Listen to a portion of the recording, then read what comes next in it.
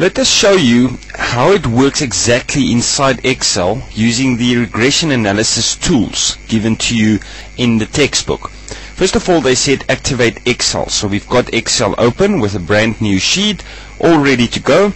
Then they say click on Tools, and then we need to click on Add-ins, and then we need to click the Analysis Tool Pack, which we'll do, and say OK. That's it then.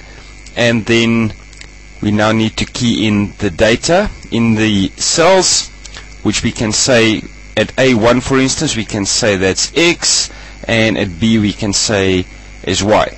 And now remember, we've got A1, A2, A3 and so forth, and B1, B2, B3. Just so that you know how we can allocate a specific cell according to the numbers down here at the left and the letters on top there. We can identify the position of any cell in that way. Now, just to make it easier for ourselves, we will take A and B, A1 and B1, select it and make it bold, make it italics, and we can even change it if we like to, for instance, Times New Roman, just so it looks more familiar. That obviously is not necessary to do, and just center it as well. It's not necessarily a requirement, but it just looks better if we have X and Y in Times New Roman italics.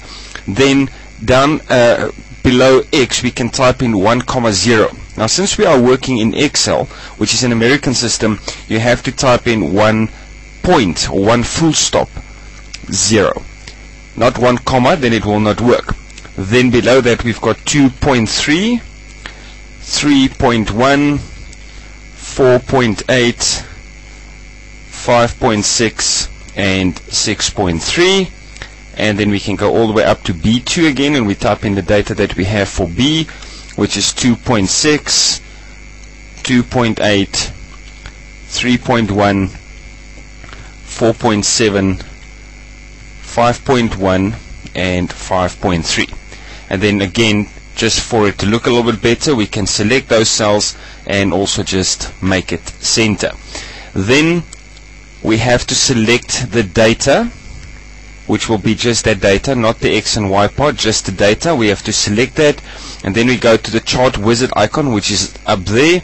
If we don't see the chart wizard up there, you can go to Insert and click on Chart, which will be one of the options there.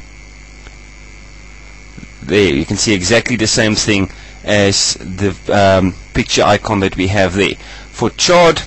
So click on that, and then they say once you've got that open, in the first window choose the XY scatter option, which is the one there, and type in the name, going to series.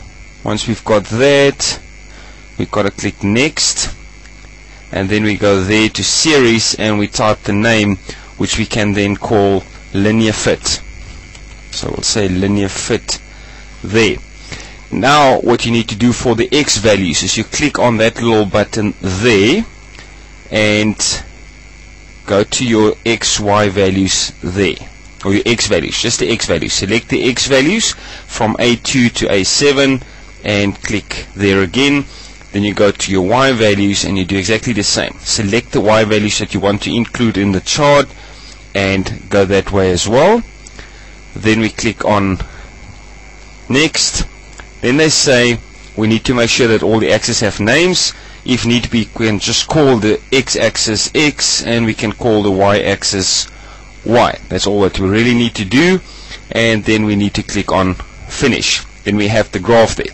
Then they say we need to click anywhere on the graph, so just click there, go all the way up to chart up there and click on add trend line.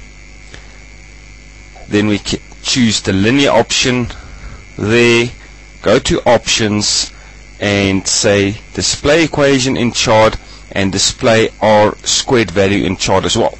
Now the R squared value is very important because that indicates how closely to a linear equation we have. If we've got an R squared value very close to 1, we've got a very good approximation for a linear graph. So that's why we would like to see the R squared value on the chart itself, and is often called the coefficient of determination.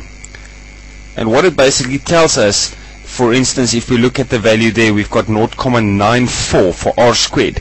It tells us that 94% multiplied by 100, so we'll get 94% of the total data that we have can be approximated by that linear graph there, where we have a gradient of 0.5842. You'll see that's a shape of y equals mx plus c. So that will be the gradient of that straight line that is drawn for us there, and r squared equals to 0.94 tells us that 94% of our data can be approximated. The relationship between x and y can be approximated using that gradient, which obviously then is a very good value. Anything higher than 5 should be welcomed. And that's it. You've drawn a line and you've indicated the regression function. Linear fit the data as well to a graph for which you have the gradient and the y-intercept.